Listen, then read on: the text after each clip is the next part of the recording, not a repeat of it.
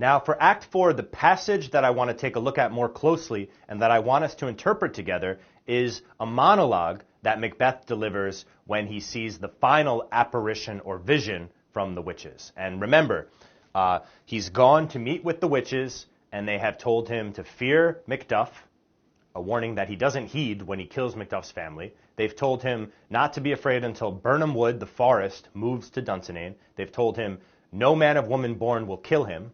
But of course, Macbeth misinterprets these to mean that he's invincible. And finally, he says, witches, tell me about Banquo's sons. Will they be kings? And this is when the fourth apparition appears, and they show him a line of kings, right? 8 kings. And the last one is holding a mirror.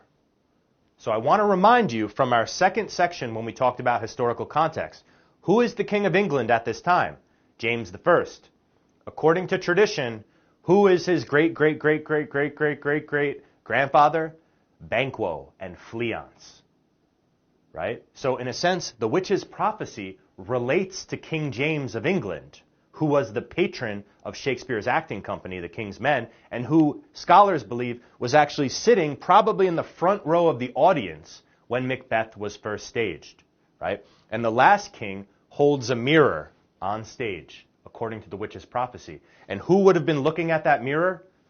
King James would have been sitting right in front of the actor playing that ghost, looking into the mirror and seeing himself as a descendant of Banquo and Fleance. So very interesting moment in the play, not only for the information it gives Macbeth and how that impacts his downfall in Act 5, but also for its historical connection to reality in Shakespeare's time. In any case, let's take a look at Macbeth's speech here. The witches call the ghost to come, right? They call the apparition or the vision to appear. They say, show his eyes and grieve his heart, right? Grieve means to cause sorrow.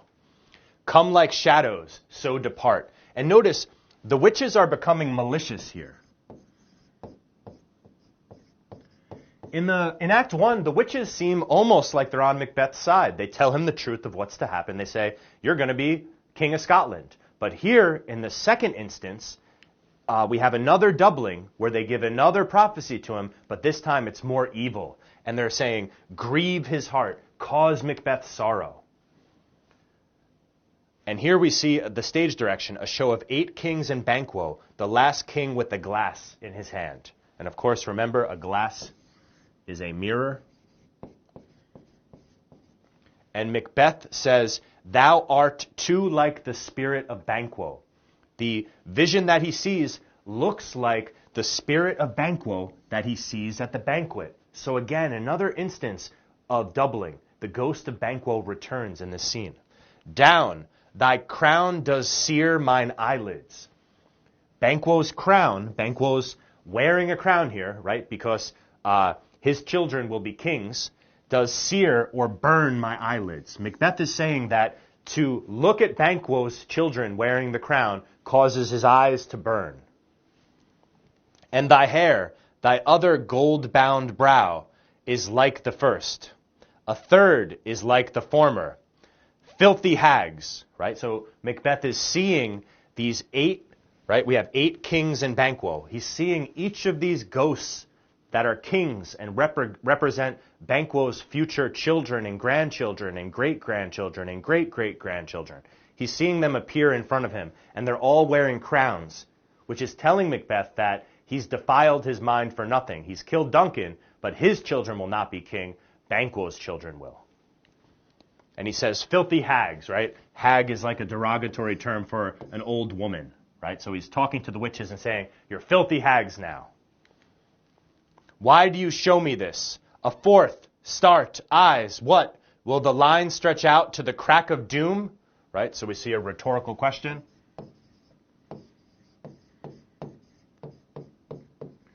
And what he means is, will the line of kings stretch to the crack of doom, meaning to the end of time? And again, remember, the line here in the historical production of Macbeth would have been extending from the stage into the audience because King James would have been part of that line. Another yet, a seventh, I'll see no more. And yet the eighth appears, who bears a glass, which shows me many more, right? So the final ghost, right, the final apparition that is part of Banquo's line of kings is holding a mirror, and he's holding it right up to James I. And some I see that twofold balls and treble scepters carry. This is important too. Twofold balls and treble scepters means double round ornaments and triple scepters. A scepter is a staff carried by the king. And here Macbeth says, and some I see that twofold balls and treble scepters carry. What's interesting here is that the balls and scepter is an image that looks like this. It's like a staff that the king would have carried. And it probably would have had some kind of jewels here, right? And this here is like a ball, right? The shape sometimes called an orb. And this is a scepter, a staff, right? And this is a symbol of royalty. And Macbeth sees twofold balls, right? And the way to understand this, I think, is that Shakespeare knows that James I is both the King of Scotland and of England, right? So the two balls, one represents the English crown, and the other represents the Scottish crown. So some of them are carrying twofold balls, meaning eventually Banquo's line of kings won't just be the King of Scotland, eventually they'll also be the King of England. So Shakespeare is building the coronation of James I into his play, right? And in a sense, Shakespeare is flattering the King of England, who is sitting in the audience, by building him in such a important way into this play. Horrible sight, now I see 'tis true, for the blood-bolstered Banquo smiles upon me. Notice again, we have this alliterated B sound, right, which gives a lot of punch and power to the poetry of the speech. The blood and bolstered Banquo, right, smiles upon me and points at them for this. What is this so? Okay, so this is a really important monologue in Act 4, where Macbeth is talking again about his fear that Banquo's sons will be a line of kings. He's shown by this point that he believes everything the witches say. He's even tricked by them. So when he asks them, tell me, witches, tell me, is it true that Banquo's sons will be king? And they show him this image, Macbeth is terrorized. He feels terrible. And it's important because one of the reasons I think why in Act 5 Macbeth is going to behave in a very reckless manner is because now he knows that, like the two murderers he speaks with in Act 3, he has nothing to lose, right? His sons aren't going to be kings, Banquo's will be. The prophecy says he's invincible, and he chooses to believe it. So this is probably why he's going to enter battle so recklessly and fight Seward's son and Macduff like a man who isn't afraid to die. So Act 4 is really important for developing the falling action of Shakespeare's tragedy Macbeth.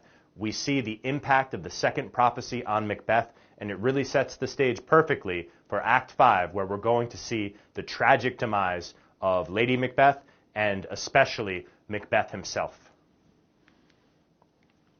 I'm Edward Dunnigan, together with the Bund Education. I look forward to seeing you in our next section, where we take a close look at Act 5, the conclusion of Shakespeare's Macbeth. Thanks.